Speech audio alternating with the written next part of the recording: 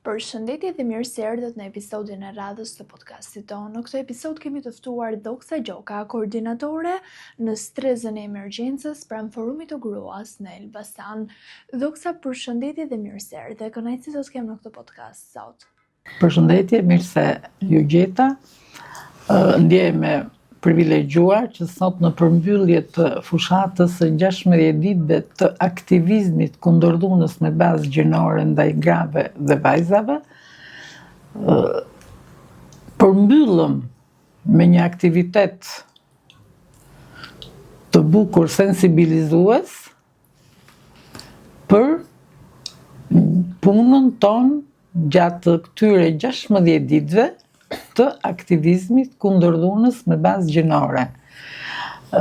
Dita e sotme përkon edhe me datën e të drejtave të njeriut, dita ndërkombëtare e mbrojtjes së të drejtave të njeriut, data 10, por fushata jonë ka filluar në datë 25 nëntor dhe këto 16 ditë ishin intensive në ndërgjegjësimin e komunitetit me aktivitete të ndryshme dhe të shumta në të 7 bashkitë të qarkut të Elbasanit për të ndërgjegjësuar komunitetin, burrat, gratë, vajzat dhe djemt në parandalimin e dhunës me bazë gjinore, dhunës në familje.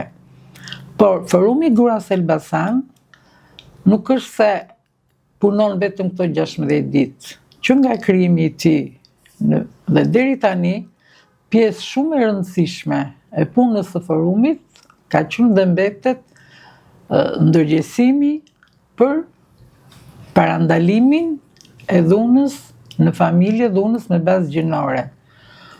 Përvoja e punës sonë na diktoi nevojën që puna ndërgjegjësuese nuk mjafton për të mbështetur gratë dhe vajzat, por na diktoi nevojën që këto gra dhe vajza ka nevojë për shërbime.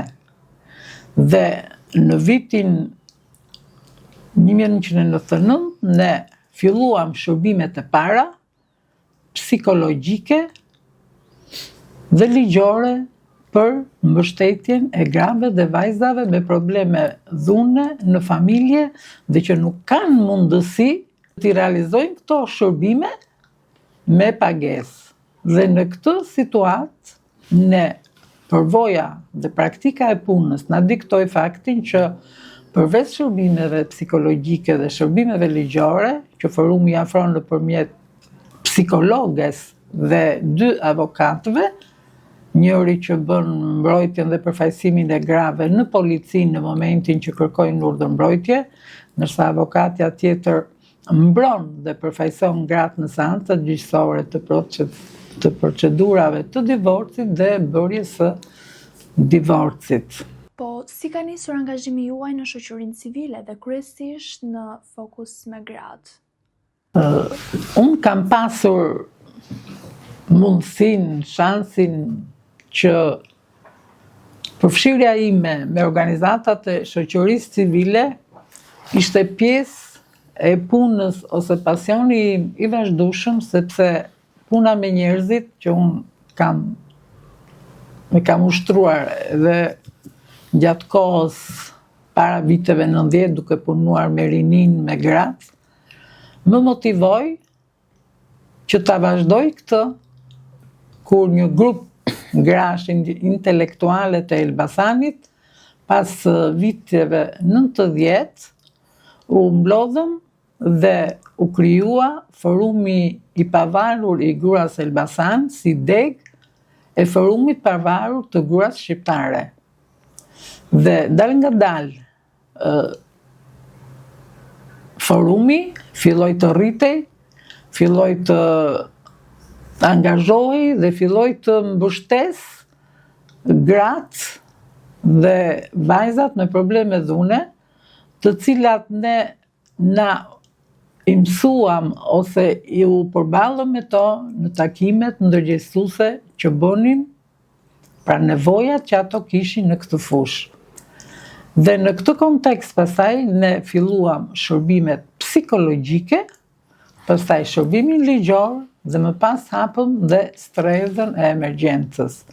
Këto kanë qenë fillimet e para të forumit të gruas Elbasan. Dhe mbas kaq vitesh, unë si pjesë e këtij forumi që në fillimet tona bashkë me në krye presidenten tonë, zonja Shpresa Banja, hap pas hapi kërkuam të shtojmë këto shërbime në mbështetje të rasteve të grave dhe vajzave me probleme dhune. Dhe kjo tashmë është bërë pjesë e imja dhe unë e konsideroj punën me njerëzit një art më vete për t'i ndihmuar dhe mbështetur ato në problematikat sociale, problematikat që kanë në marrëdhëniet familjare, në punën me fëmijët, dhe me një spektër më të gjerë social. Si ka ndryshuar ndër vite qasja ndaj çështjeve të grave dhe kryesisht dhunës me bazë gjinore? Për të qenë të ndërgjegjshëm në këtë pikë, ne mund të themi që në fillimet tona kjo punë, dhuna në familje dhe dhuna me bazë gjinore ishte një fenomen i mbyllur brenda 4 mureve, jo se nuk ekzistonte dhuna ishte e pranishme, por mungonte informacioni dhe kurajoja e grave për ta denoncuar dhunuesin, për të kërkuar ndihmë dhe mbështetje, për shkak të mentalitetit të tyre, për shkak të faktit se nuk ishin mbështetje, për faktin se ku do shkonin, duke menduar për veten e tyre, për fëmijët e tyre. Dhe kjo gjë, të cilën ne e mësuam nga takimet ndërgjegjësuese, nga puna ndërgjegjësuese që bënim në fshat, në qytet, me komunitetin, me gratë, me burrat, me nxënës të shkollave, na diktoi nevojën që këto kategori grash kanë nevojë. Pra dhuna është e pranishme, po ka nevojë për mbështetje. Dhe kjo do ishte një qasje e re, dhe ishte një qasje e re që ne ndërmorëm me ofrimin e shërbimeve ndaj kësaj kategorie. Sepse e përsëris dhuna ishte e pranishme, por gjithçka ishte në heshtje. Askush nuk guxonte, gratë ose jo, që të denonconin dhunuesit e tyre, por edhe në tërësi komuniteti dhe institucionet heshtnin para kësaj situate. Çfarë ndodh me një grua të dënuar e cila pasi ka vendosur të referojë është marrë në mbrojtje nga ana juaj? Dhe shërbimi i parë i yni ka qenë shërbimi psikologjik. Dal nga dal kuptuam që gratë nuk mjaftohej vetëm me shërbimin psikologjik. Për shkak të problemeve sociale, ekonomike, problematikave të tyre të dhunës, kishin nevojë dhe për mbështetje ligjore. Dhe ne aktualisht tani kemi 2 avokat. Avokati parë është që bën mbështetje në komisariatin e policisë në momentin që një grua shkon për të kërkuar ndihmë dhe mbështetje, për të kërkuar urdhër mbrojtje, ose për të denoncuar dhunuesin, avokati i forumit gruas është i pranishëm aty, dhe në të njëjtën kohë bën edhe mbrojtjen dhe përfaqësimin në seanca gjyqësore të lëshimit të urdhrit të mbrojtjes, ndërsa avokatja tjetër ndjek rastet kur gratë vendosin të bëjnë procedurat e divorcit për të shkëputur nga dhunuesi. Dhe këto shërbime afrohen falas, kuptohet, për gratë me probleme dhune, dhe në të njëjtën kohë eksperienca jonë diktoi dhe një nevojë tjetër për të hapjen e stresë emergjencës, pasi në momentet që gruaja shkonte në polici, nuk kishte ku të shkonte, familja origjinës nuk i pranonte, të bashkëshorti nuk mund të ktheheshin, dhe në vitin 2012 ne kemi hapur dhe stresën e emergjencës për t'i ofruar shërbime akomoduese, sociale, psikologjike, ligjore, grave dhe vajzave që kërkonin urdhër mbrojtje. Dhe qëndrimi në stresën e emergjencës është nga 2 deri në 15 ditë, deri sa gruaja të marrë urdhrin e menjëhershëm të mbrojtjes apo urdhrin e mbrojtjes. Mbas kësaj, ne bashkëpunojmë me organizata të tjera, në momentin që një grua nuk ka ku të shkojë dhe pas daljes nga streza, për t'i referuar në organizata të tjera që ofrojnë strehim afatgjatë deri në 6 muaj ose aq sa gruaja ka urdhrin e mbrojtjes bashkë me fëmijët. Cili ka qenë momenti juaj më i vështirë po dhe ai më i lumtur gjatë punës suaj në mbrojtje të grave të dhunuara? Shko, momentet qoftë të vështira, qoftë edhe ato të pozitivitetit që të japin kënaqësi deri dhe lumturi janë të shumta. Ne ndjehemi jo të lumtura, atë që thatë ju, ndjehemi në vështirësi në momentin që një grua, mbasi merr urdhrin e mbrojtjes, bën denoncimin, ndoshta dhe arrestohet dënuesi dhe ka nevojë për mbështetje dhe shërbime sociale. Ajo merr shërbimin psikologjik, merr shërbimin ligjor, akomodohet në strehës, së fundmi ne kemi edhe shërbimin mjekësor në forumin e gruas. Por këto janë shërbime që nuk përmbushin dhe nuk mbyllin problemet sociale që gruaja ka. Dhe kjo është ajo që na bën të luftojmë dhe të kërkojmë më shumë nga vetja një, por dhe nga institucionet dy. Sepse ne aq është mundësia jonë. Ne jemi përpjekur nëpërmjet projekteve të ndryshme dhe kemi mbështetur disa raste të grave edhe me pagesë qiraje. Dhe se kjo është pjesa më e rëndësishme, problemet sociale që ndeshen gratë janë e para është banesa, ku do qëndrojnë bashkë me fëmijët, e dyta është punësimi i saj dhe mbështetja sociale për të kapërcyer situatën emergjente. Për ne dhe stresa jonë është stres emergjente.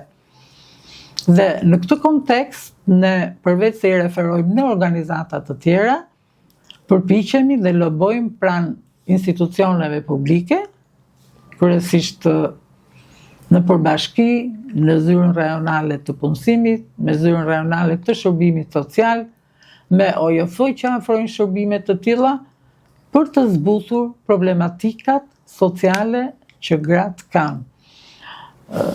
Ju besoj, nuk e di sa e keni informacionin që në çdo bashki funksionon mekanizmi koordinimit të rasteve të dhunës me bazë gjinore, dhunës në familje, mekanizëm i cili kryesohet nga kryetarët e bashkive dhe pjesë të tij janë gjithë drejtuesit e institucioneve publike, ato që përmenda më lart, zyra punës, shërbimi social, policia, gjykata, prokuroria, të cilët kanë detyrimet dhe përgjegjësitë, secili sipas edhe organizatat edhe institucionet shëndetësore, që të mbështesin një grua që ka probleme të dhunës në familje dhe që është e pajisur me urdhër mbrojtje.